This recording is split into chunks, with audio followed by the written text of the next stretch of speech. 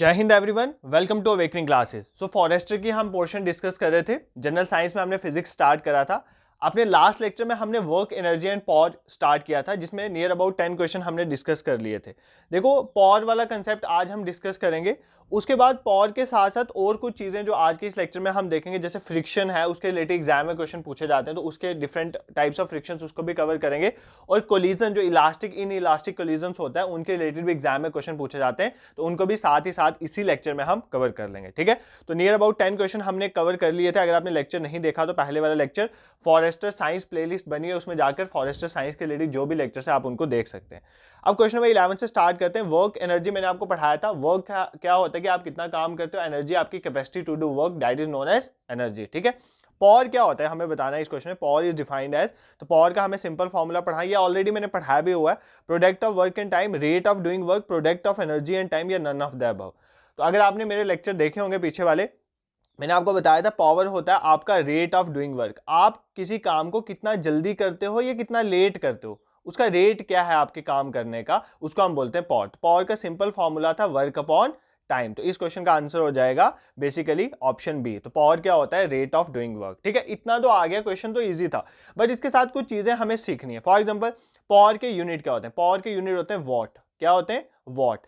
Kilo watt भी हो सकते हैं, किलो वॉट भी हो सकते हैं। 1 किलो वॉट किसके बराबर होता है? 1000 वॉट के बराबर। तो ये भी याद कर लो, 1 किलो वॉट किसके बराबर होता है? 1000 वॉट के बराबर। ठीक है, अब देखो ना, जैसे 1 किलोग्राम 1000 ग्राम के बराबर, तो 1 किलो वॉट 1000 वॉट के बराबर होगा। तो ये भी आपने याद रखा। नेक्स्ट, एक होता है एचपी। ये भी किसके यूनिट है? पावर की यूनिट। एचपी की फुल फॉर्म होती है हॉर्स पावर। आपने सुना होगा ना, हमारे घर पे जैसे इलेक्ट्रिकल मोटर्स होती हैं, तो आपने सुना होगा ये मोटर, जो हमारी मोटर है, इलेक्ट्रिक मोटर है, जिसमें पानी चढ़ाते हो टंकियों पे, तो वो इलेक्ट्रिक मोटर कितने पावर, ये इतने एचपी की है, इतने एचपी की है। एचपी वर्ड आपने सुना होगा। एचपी बेसिकली क्या है? एचपी हॉर्स पावर क्या है? ये भी हमारा किसका यूनिट है? पावर का यूनिट है।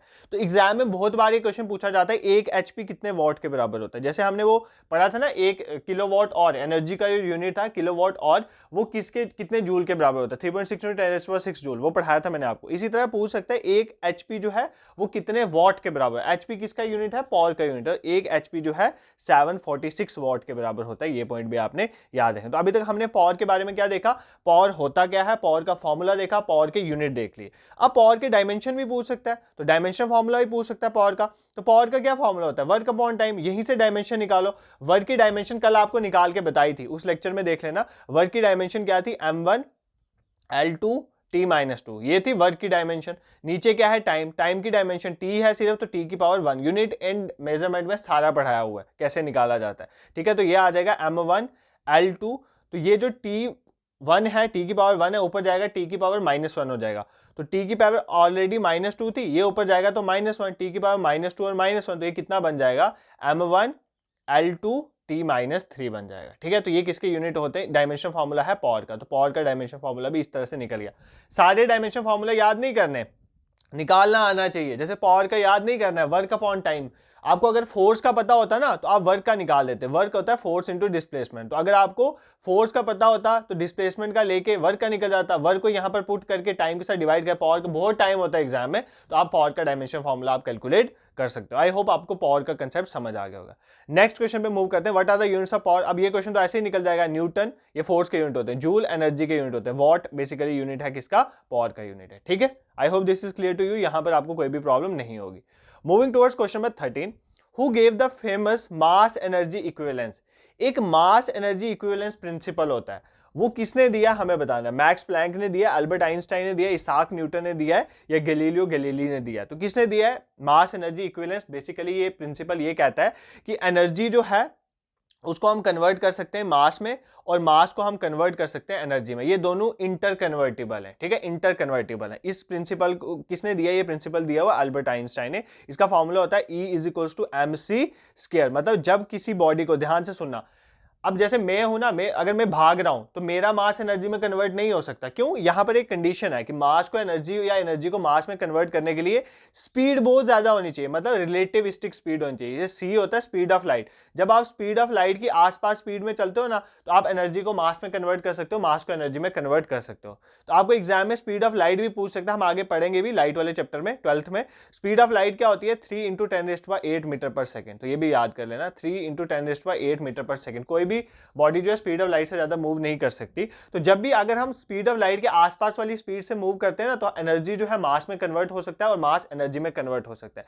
इसी प्रिंसिपल के बेसिस में जो बॉम्ब गिरते हैं ना, जैसे जेट, देखो आप ध्यान से सुनो मेरी बात, जैसे एक जेट जा रहा होता है, जेट फॉर एग्जांपल रफेल है, तो रफेल जा रहा है, रफेल से जो बॉम्ब गिरेगा उसके मास होने, वो मास किस में कन्वर्ट हो जाता है, एनर्जी में कन्वर्ट होता है। वो भी बेसिकली किसकी वजह से होता है, E = mc² की वजह से। आपने सिंपली याद रखना है कि मास एनर्जी इक्विवेलेंस प्रिंसिपल क्या कहता है, एनर्जी और मास कन्वर्टिबल है जब भी बॉडी रिलेटिविस्टिक मोशन करते हैं। रिलेटिविस्टिक मोशन मतलब जब बहुत ज्यादा स्पीड से बॉडीज चलती है स्पीड ऑफ लाइट के आसपास। तो इसको, इस प्रिंसिपल को किसने दिया था, अल्बर्ट आइंस्टाइन ने दिया था, E = mc²। तो इस पॉइंट से आप इस चीज को याद रख सकते हो, ठीक है। I hope this is clear to you, यहां पर आपको कोई भी प्रॉब्लम नहीं होगी। Next, moving towards 14 question. देखो यार, ये मेरी टीम मेंबर्स की थोड़ी नेग्लिजेंस की वजह से उन्होंने सोचा कि ये बेसिकली वो मॉक के क्वेश्चन बनाए, तो उन्होंने क्या कर दिया, इसके आंसर्स ऑलरेडी मार्क कर दिए हैं। तो हमने बेसिकली सीखना ही है, तो मैं आपको यहाँ पर क्वेश्चन समझा दूंगा। आंसर्स ऑलरेडी टिक थे, तो देख लेते हैं, अभी समझ लेते हैं हम क्वेश्चंस को। ऑल्दो मैं उनको बोला था बट अभी मैं लेट हो रहा हूँ, तो मैं इसी को ही रिकॉर्ड कर लेता हूँ, आंसर रिमूव नहीं किए हैं, ठीक है। अभी the direction of friction force is, तो फ्रिक्शन फोर्स की डायरेक्शन क्या होती है बेसिकली हमें समझना है। फ्रिक्शन फोर्स की डायरेक्शन क्या होता है, अब हम फ्रिक्शन पढ़ेंगे।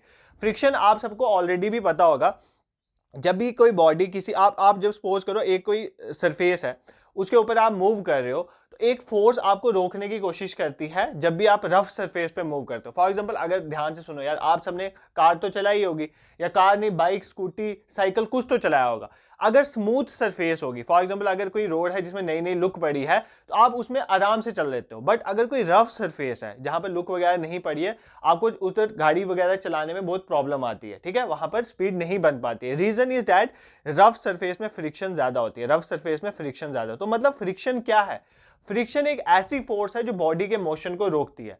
तो एक ऐसी फोर्स जो अपोजिट लगती है to the direction of motion, जिस डायरेक्शन पे आप मूव करना चाहते हो उसके अपोजिट डायरेक्शन में एक फोर्स लगती है जो उस मोशन को रोकना चाहती है। That force is known as force of friction. तो डायरेक्शन ऑफ फ्रिक्शन फोर्स पूछा है, तो क्या डायरेक्शन होगी, अपोजिट टू द मोशन, जिस डायरेक्शन पे आप मूव करना चाहते हो उसके अपोजिट डायरेक्शन में फोर्स लगती है, दैट इज फ्रिक्शन। तो पहले ऑप्शन, जैसे फॉर एग्जांपल ये थर्ड ऑप्शन था, in the perpendicular direction to the motion of the body. For example आप इधर मूव कर रहे हो, उसके परपेंडिकुलर फ्रिक्शन फोर्स लगेगी। ऐसा नहीं होता है, अगर आप इधर मूव कर रहे हो तो फ्रिक्शन इसके अपोजिट लगेगी, आपको रोकने की कोशिश करेगी। In the incline direction of the, जिस डायरेक्शन में आप मूव कर रहे हो उसकी इंक्लाइन डायरेक्शन में लगी, ऐसा भी नहीं होता है। In the direction of motion of the body, जिस डायरेक्शन में आप मूव कर रहे हो उसी डायरेक्शन में लगती है, ऐसा भी नहीं होता है। बेसिकली जो हमारी फ्रिक्शन फोर्स होती है वो अपोजिट डायरेक्शन में होती है of the motion of the body, ठीक है। जिस डायरेक्शन में बॉडी मूव कर रही है, फॉर एग्जाम्पल इस डायरेक्शन में, तो इसके अपोजिट लगेगी। या आप मूव करने की कोशिश भी कर रहे हो, अभी आप मूव नहीं कर रहे हो, अगर आप सिर्फ कोशिश कर रहे हो तब भी उसके अपोजिट फ्रिक्शन फोर्स। इसकी एग्जांपल क्या है, फॉर एग्जांपल एक मेरे सामने एक बहुत भारी टेबल है, मैं उस टेबल को धकेलने की कोशिश कर रहा हूं, मैं फोर्स लगा रहा हूं वो मूव करे, बट वो मूव नहीं कर पा रहा है। इसका मतलब है आप जो फोर्स लगा रहे हो उसके अगेंस्ट कौन सी फोर्स लग रही है, फ्रिक्शन की फोर्स लगी है।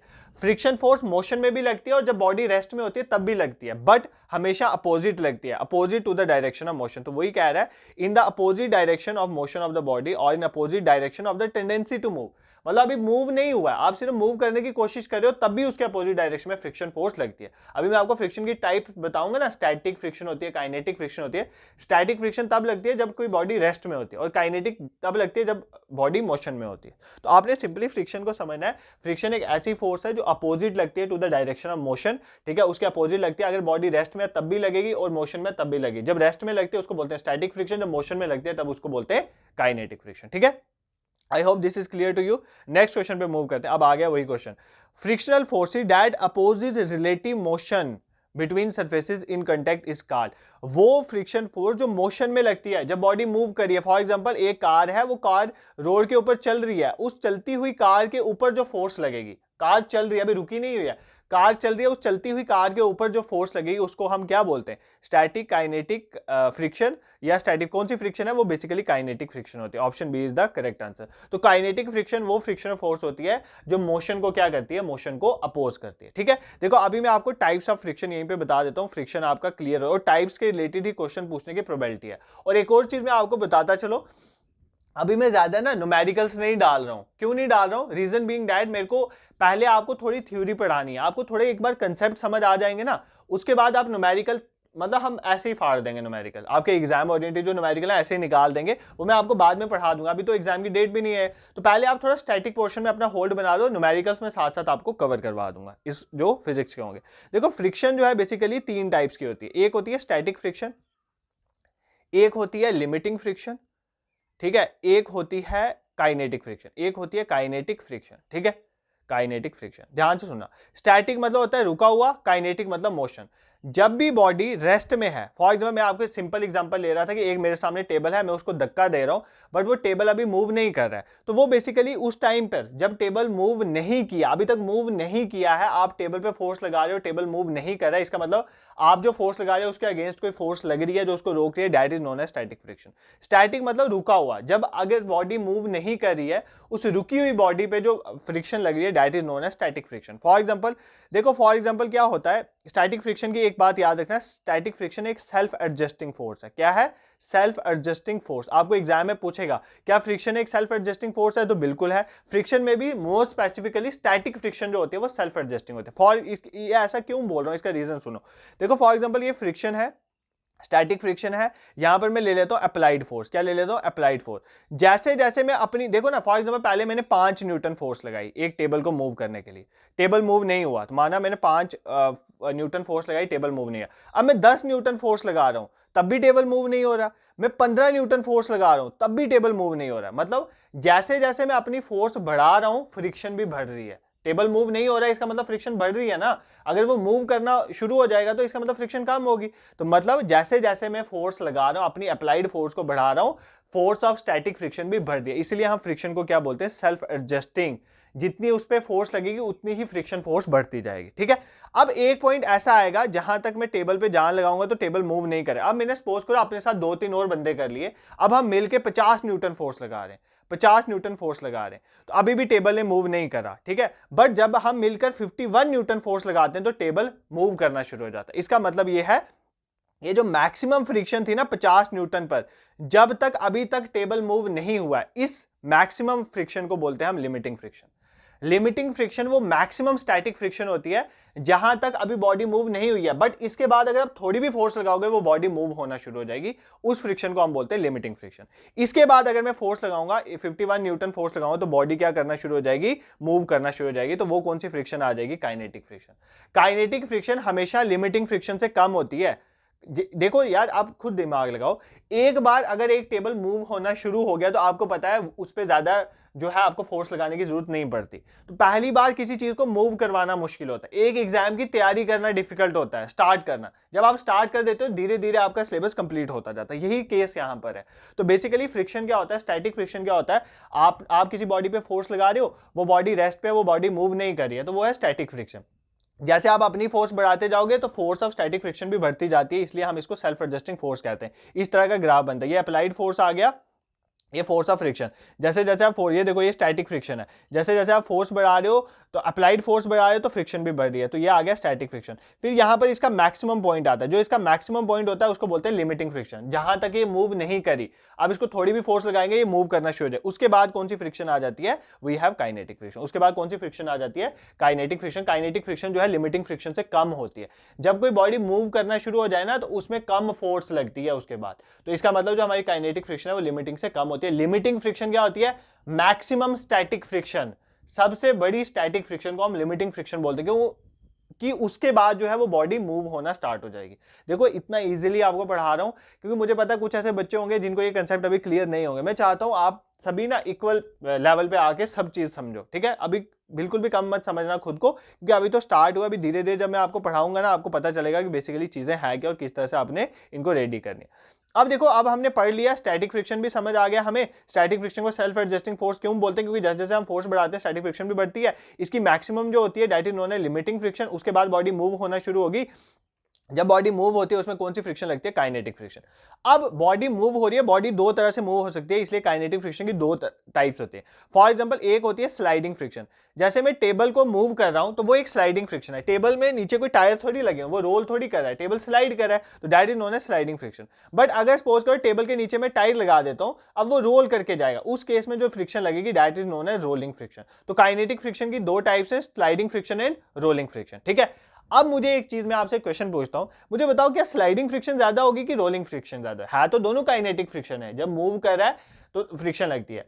आप एक टेबल को मूव करवा रहे हो जिसके नीचे टायर नहीं है, और आप एक टेबल को मूव करवा रहे हो जिसके नीचे टायर है। आप मुझे बताओ कि सबसे ज्यादा आसानी किसको मूव करने में? आसानी मूव करने में है जिसके नीचे टायर लगे हुए हैं। इसका मतलब जो है रोलिंग फ्रिक्शन जो है वो कम होती है स्लाइडिंग फ्रिक्शन से। अगर कोई चीज रोल कर रही है तो उसमें फ्रिक्शन कम है, मतलब अपोजिंग फोर्स कम है, वो इजिली मूव करेगा। इसकी एक और बेस्ट एग्जांपल है, फॉर एग्जांपल मेरी मदर ने मुझे, पेरेंट्स ने भेजा कि तुम सिलेंडर लेके जाओ ना, शॉप से सिलेंडर भरवा के लाना है। तो मैं घर से जा रहा था सिलेंडर भरवाने के लिए, ठीक है। तो सिलेंडर भरवाने के पहले ना मैं उसको घसीट के लेके जा रहा था, स्लाइड करके लेके जा रहा था। फिर मैंने दिमाग लगाया ऐसा करने से अच्छा है खाली सिलेंडर था, भरे हुए में ट्राई मत करना। मैं सोचा इससे बेस्ट तरीका है कि मैं उसको क्या करता हूँ, इसको मैं सिलेंडर को करता हूँ पहले, ये सिलेंडर ऐसे में स्लाइड करके लेके जाता। फिर मैंने सोचा नहीं यार, इसको ऐसे उल्टा कर देते हैं, इसको उल्टा करते हैं और लगाते हैं किक। जब मैं किक लगाऊंगा तो ये तेज मूव करता है। ये चीज आपने देखे क्यों? क्योंकि बेसिकली रोलिंग फ्रिक्शन जो है वो कम होती है स्लाइडिंग फ्रिक्शन से, इसलिए सिलेंडर को रोल करके लेके जाना इजी होता है एज कंपेयर टू स्लाइड करके, ठीक है। अभी भी आपको समझ नहीं आया तो एक बार रिवाइंड करके देख लेना, आपको ये जो है स्लाइडिंग रोलिंग फ्रिक्शन जो है वो क्लियर हो जाएगा। अब एग्जाम में क्वेश्चन कैसे पूछेगा? एग्जाम में पूछेगा मैक्सिमम स्टैटिक फ्रिक्शन को क्या बोलते हैं, तो लिमिटिंग फ्रिक्शन। एग्जाम में पूछेगा रोलिंग फ्रिक्शन स्लाइडिंग फ्रिक्शन से कम है या ज्यादा है, तो कम है। तो इस तरह से आपको एग्जाम में क्वेश्चन पूछे जाएंगे, ठीक है। जैसे एक क्वेश्चन यहाँ पे बनाया भी हुआ है, rolling friction is smaller than. Rolling friction किससे कम होती है? स्लाइडिंग, स्टैटिक, फ्लूइड या ऑल ऑफ द अबव? देखो बेसिकली फ्लूइड फ्रिक्शन, फ्लूइड्स में जो होती है, स्टैटिक फ्रिक्शन, इन सब स्टैटिक फ्रिक्शन तो सबसे ज्यादा है ना यार, स्टैटिक फ्रिक्शन की मैक्सिमम टाइप लिमिटिंग फ्रिक्शन। तो जो स्लाइडिंग फ्रिक्शन से भी रोलिंग फ्रिक्शन कम होती है, रोलिंग फ्रिक्शन इन सबसे कम होती है। तो सबसे कम फ्रिक्शन जो कॉज करता है जब एक बॉडी रोल करती है, तो फ्रिक्शन क्या होता है? Opposing force. ये चीजें हमने क्लियर कर दी, ठीक है। What kind of substances are known as lubricants? कौन से सबस्टेंसेस को लुब्रिकेंट्स बोलते हैं ना? Increase friction, what kind of substances are known as, ये क्वेश्चन थोड़ा गलत हो गया, इस क्वेश्चन को ऐसे होना चाहिए, which kind of substances known as lubricants used for, ठीक है। मतलब कहने का मतलब है कि कुछ सबस्टेंसेस होते हैं जिनको हम बोलते हैं लुब्रिकेंट्स, उनका क्या काम होता है? वो इंक्रीज करते हैं फ्रिक्शन को, डिक्रीज करते हैं, इंक्रीज या डिक्रीज करते हैं, या नन ऑफ दिस। तो कुछ सबस्टेंसेस होते हैं, कुछ सबस्टेंसेस होते हैं जिनको हम बोलते हैं लुब्रिकेंट्स, उनका क्या फंक्शन होता है? लुब्रिकेंट्स में पता क्या आ जाता है? जैसे आपने देखा होगा ना, लोग या आप भी गाड़ियों में ग्रीस डलवाते हो, ठीक है, ऑयल डलवाते हो, ठीक है। फॉर एग्जांपल कैरम बोर्ड खेलते हो ना, तो उनके ऊपर, वो एग्जांपल बाद में दो, पहले ग्रीस ऑयल समझो, इनको बोलते हैं लुब्रिकेंट्स। क्यों बोलते हैं? बेसिकली अगर आपकी मदर या आपने किसी को मशीन चलाते हुए देखा होगा, मैंने देखा है स्विंग मशीन जो होती है, कपड़े सिलने वाली मशीन, वो ना अगर सपोज कर उसमें ऑयल नहीं डाला है तो वो बहुत साउंड करती है, बट जब उसमें ऑयल डाल दो, लुब्रिकेंट डाल दो, तो वो इजीली स्मूथली चलती है। क्यों होता है? बेसिकली ये लुब्रिकेंट्स होते हैं ना, फ्रिक्शन को डिक्रीज करते हैं। क्या करते हैं? डिक्रीज करते हैं। जब भी फ्रिक्शन कम होगी, अपोजिंग फोर्स कम होगी, तो वो चीज स्मूथली चलेगी। इसी तरह गाड़ियां अगर अच्छे से नहीं, उनके बॉडी पार्ट्स काम करते हैं, तो उनमें हम क्या डालते हैं? लुब्रिकेंट्स, ग्रीस वगैरह डालते हैं। तो बेसिकली जो लुब्रिकेंट्स होते हैं वो फ्रिक्शन को कम करते हैं, ये पॉइंट आपने याद रखना है, ठीक है। कैरम बोर्ड की मैं एग्जांपल ले रहा था। देखो कैरम बोर्ड में क्या होता है, कैरम, फॉर एग्जांपल आप कैरम बोर्ड खेल रहे हो, अब आपने कैरम बोर्ड में एक पाउडर आता था ना, मुझे याद है स्टिल, तो पाउडर आता था कैरम बोर्ड। अगर सपोज करो आपने कैरम बोर्ड में वो पाउडर नहीं डाला है काफी टाइम से, तो आपकी जो वो स्ट्राइकर होगा वो अच्छे से मूव नहीं करेगा, वो मूव ही नहीं कर पाएगा। फिर आप क्या करते हो? वो पाउडर डालते हो। पाउडर डालने से क्या होता है? बेसिकली कैरम बोर्ड में ना आपको दिखते नहीं है, बट उसकी सरफेस रफ होने की वजह से उसमें बहुत सारे छोटे छोटे छोटे छोटे होल्स होते हैं, ठीक है। उन छोटे छोटे होल्स की वजह से फ्रिक्शन होती है और वो मूव नहीं कर पाता कैरम ऊपर, ठीक है, वो मूव नहीं कर पाता। जब हम पाउडर डालते हैं वो छोटे छोटे होल्स क्या हो जाते हैं? फिल हो जाते हैं। जब वो होल्स फिल हो जाते हैं, ध्यान से, जब वो होल्स फिल हो जाते हैं, उन होल्स के फिल होने की वजह से वो जो बॉडी है ये क्या हो जाती है? स्मूथ हो जाती है। तो स्मूथ बॉडी में फ्रिक्शन कम होती है, तो कैरम जो है इजीली मूव करता है। तो इसीलिए हम पाउडर डालते हैं कैरम बोर्ड। देखो फिजिक्स जो है ना यार, वो डेली लाइफ की, आप जहां देखोगे फिजिक्स लगेगी। वो आपने एक लाइन सुनी होगी, 3 इडियट्स में बोलता है, पता नहीं कहां से लेकर पैंट की जिप तक हर जगह फ्रिक्शन है, हर जगह जो है बेसिकली फिजिक्स है। तो बेसिकली फिजिक्स जो है वो हर डेली लाइफ की चीज में लिंक है। तो अगर आप इसको लिंक करके पढ़ोगे ना, एग्जाम में कंसेप्चुअल क्वेश्चन भी आएगा तो दिक्कत नहीं होगी, न्यूमेरिकल में तो वैसे भी दिक्कत मैं नहीं आने दूंगा, ठीक है। नेक्स्ट क्वेश्चन पे मूव करते हैं, question number 18। When two body, अब आ गया यहां तक हमने फ्रिक्शन समझ। अब एक और चीज मैं यहां पर फ्रिक्शन की बता देता हूं, कई बार ना फ्रिक्शन के लॉज पूछे जाते हैं, लॉज ऑफ लिमिटिंग फ्रिक्शन पूछ लेगा या लॉज ऑफ काइनेटिक फ्रिक्शन, तो वो समझ लो क्या होता है। पहली बात, फ्रिक्शन, एक पहला लाके फ्रिक्शन जो है अपोजिट होती है to the body in which direction it move. जिस डायरेक्शन में बॉडी मूव करिए उसके अगेंस्ट फ्रिक्शन एक्ट करती है। ये पॉइंट तो आपको क्लियर है, इसमें कोई लॉ समझाने वाला नहीं है, आपको क्लियर है। सेकंड, इंपॉर्टेंट लॉ ये कहता है कि जो फोर्स ऑफ फ्रिक्शन होती है वो डायरेक्टली प्रोपोर्शनल होती है नॉर्मल फोर्स ऑफ रिएक्शन की। ये आर क्या होता है, नॉर्मल फोर्स ऑफ रिएक्शन, ये सेकंड लॉ कहता है। अब नॉर्मल फोर्स ऑफ रिएक्शन क्या है, फॉर एग्जांपल ये मेरी बॉडी है, फॉर एग्जांपल बॉडी, किसी भी बॉडी की सरफेस के परपेंडिकुलर ऊपर एक फोर्स लगती है जिसको बोलते हैं नॉर्मल फोर्स ऑफ रिएक्शन। क्या कहता है, किसी भी बॉडी, कोई भी सरफेस है, फॉर एग्जांपल इस सरफेस मैंने टेढ़ी भी रखी हुई है, तब भी इसके परपेंडिकुलर ऊपर एक फोर्स लगती है, that is known as normal force of reaction. तो जो फोर्स ऑफ फ्रिक्शन होती है वो इसके प्रोपोर्शनल होती है, जितना normal force of reaction, normal force of reaction क्या होता है, किसी भी बॉडी की सरफेस के परपेंडिकुलर अपवर्ड एक फोर्स लगती है जिसको बोलते हैं नॉर्मल फोर्स ऑफ रिएक्शन। जो भी फोर्स ऑफ फ्रिक्शन होगी वो डायरेक्टली प्रोपोर्शनल होगी नॉर्मल फोर्स ऑफ रिएक्शन, मतलब जितना नॉर्मल फोर्स ऑफ रिएक्शन होगा उतनी फोर्स ऑफ लिमिटिंग फ्रिक्शन या काइनेटिक फ्रिक्शन होगी। ये पॉइंट आपने याद रखना है, ठीक है। थर्ड, ये दूसरा लॉ आ गया। पहला लॉ क्या था कि जो भी डायरेक्शन होगी फोर्स की उसको अपोज करेगी फ्रिक्शन। सेकंड, जो भी फोर्स ऑफ फ्रिक्शन होगी वो डायरेक्टली प्रोपोर्शनल होता है normal force of reaction. Normal force of reaction क्या होता है, किसी भी बॉडी के परपेंडिकुलर अपवर्ड सरफेस के, ये सरफेस है ना, इसके परपेंडिकुलर अपवर्ड, अगर मैं बॉडी इस तरह से रख लूंगा तो इसके इस तरफ, अगर मैं बॉडी को इस तरफ रख लूंगा तो इस तरफ आएगी, मतलब ये सरफेस है, सरफेस के परपेंडिकुलर अपवर्ड, तो दैट इज नोन एज कौन सी, नॉर्मल फोर्स ऑफ रिएक्शन, और फोर्स ऑफ फ्रिक्शन इसके प्रोपोर्शनल होती है। थर्ड, कोई भी दो सरफेसेस है, फॉर एग्जांपल एक सरफेस मेरी ये आ गई, दूसरी सरफेस ये आ गई, इनके बीच में जो फोर्स होगी फ्रिक्शन की वो डिपेंड करेगी बेसिकली कि किस तरह का मटेरियल है इन दोनों के बीच में, ठीक है, किस तरह से मटेरियल है इस पे डिपेंड। फॉर एग्जांपल यार, एक आप लुब्रिकेंट अच्छा यूज कर रहे हो, मतलब एक नई नई लुक पड़ी हुई है, एक जो है पुरानी लुक पड़ी है, तो उन पे डिपेंड करेगा ना, नई लुक वाले पे फ्रिक्शन कम होगा, तो अगर पुरानी लुक पड़ी है तो फ्रिक्शन ज्यादा होगा। तो बेसिकली मटेरियल कौन सा यूज करे उस पर भी फ्रिक्शन डिपेंड करती है, ये कहना चाहता हूं मैं। और स्टेट ऑफ पॉलिश, पॉलिश कैसा है, फॉर एग्जांपल नई नई पॉलिश बजी है तो फ्रिक्शन कम होगी, पॉलिश पुरानी है तो जैसे एक टायर होता है, एक गाड़ी का टायर, वो घिस जाता है तो घिसने की वजह से फ्रिक्शन कम हो जाती है, ठीक है, कि वो स्मूथ हो गया तो उसकी वजह से वो बहुत, मतलब उसमें स्लिप होने की प्रोबेबिलिटी हाई हो जाती है। तो इतना आपने इन डेप्थ नहीं जाना है। तीन लॉज हो गए, बट तीसरा लॉ ये कहता है कि friction nature of material in contact पे डिपेंड करती है, किस तरह का मटेरियल आपस में कांटेक्ट में है, ठीक है, और पॉलिश की स्टेट क्या है। फोर्थ इंपॉर्टेंट लॉ है, ये इंपॉर्टेंट है, देखो जो फ्रिक्शन है वो एरिया ऑफ कांटेक्ट पे डिपेंड नहीं करती, मतलब एरिया ऑफ कांटेक्ट पे कि कितना एरिया कांटेक्ट में, इतना एरिया कांटेक्ट में है या इतना एरिया कांटेक्ट में, इस पे डिपेंड नहीं करती जब तक normal force of reaction same रहेगा। ध्यान से सुनो, ये दो बॉडीज हैं, इस बॉडी में एरिया ऑफ कांटेक्ट कम है, इतना सा एरिया कांटेक्ट में, इस बॉडी में थोड़ा ज्यादा एरिया कांटेक्ट में है। अगर इन दोनों का देखो, इन दोनों का नॉर्मल फोर्स ऑफ रिएक्शन ऐसे ही आ रहा है, तो दोनों का अगर normal force of reaction same है तो एरिया ऑफ कांटेक्ट पे डिपेंड फ्रिक्शन नहीं करेगी। एरिया ऑफ कांटेक्ट ज्यादा हो या कम हो इससे कोई फर्क नहीं पड़ता जब तक नॉर्मल फोर्स ऑफ रिएक्शन जो है वो सेम रहता है। ये पॉइंट आपने याद रखना। तो चार लॉज हमने फ्रिक्शन के देख लिए। पहला कि फ्रिक्शन डायरेक्टली प्रोपोर्शनल होती है normal force of reaction. Second, friction opposite होती है to the direction of motion. Third, ये नेचर ऑफ मटेरियल पे डिपेंड करती है कि कंटेक्ट में मटेरियल कैसे है और पॉलिशिंग कैसी हुई है। फोर्थ, जो फ्रिक्शन की फोर्स है वो डिपेंड नहीं करती एरिया ऑफ कंटेक्ट में, as such as normal force of reaction same रहे। अगर दो बॉडी के कंटेक्ट में normal force of reaction same रह रहा है तो एरिया कितना कंटेक्ट में उस पर डिपेंड नहीं, एरिया कम कंटेक्ट में हो ज्यादा कम कंटेक्ट में हो, फोर्स ऑफ फ्रिक्शन जो है वो सेम रहती है, ठीक है। I hope this is clear to you. अब हम समझते हैं एक और टाइप है, दो तरह के मोशन होते हैं, बॉडीज मूव करती हैं। एक होता है इलास्टिक मोशन, इलास्टिक कोलिजन भी जिसे कहते हैं, ठीक है, इलास्टिक कोलिजन। और दूसरा होता है इन इलास्टिक कोलिजन। क्या होता है, इन इलास्टिक कोलिजन, ठीक है, इन इलास्टिक कोलिजन। देखो जब भी दो बॉडी मूव करते हैं उनमें मोशन में इलास्टिक और इन इलास्टिक कोलिजन या मोशन होता है, ठीक है। अब देखो इलास्टिक कोलिजन क्या होता है, दो बॉडीज कोलाइड करें, फॉर एग्जांपल एक ये बॉडी है, ये बॉडी है, ये आई आपस में, ये बॉडी इधर से आई, या इनके आपस में टक्कर होगी, एक इधर चलेगी एक इधर चलेगी, मान लेते हैं, ये होता है कोलिजन, ठीक है। कोलिजन में जरूरी नहीं होता आपस में कोलाइड हो, वो दूर से भी चल जाती हैं तो वो भी कोलिजन होता है। ये मैं एटम से न्यूक्लियाई में आपको पढ़ाऊंगा, बट अभी आप इतना समझो दो बॉडीज की टक्कर होगी, एक कार और एक स्कूटी है, इसकी टक्कर होगी, that is known as collision.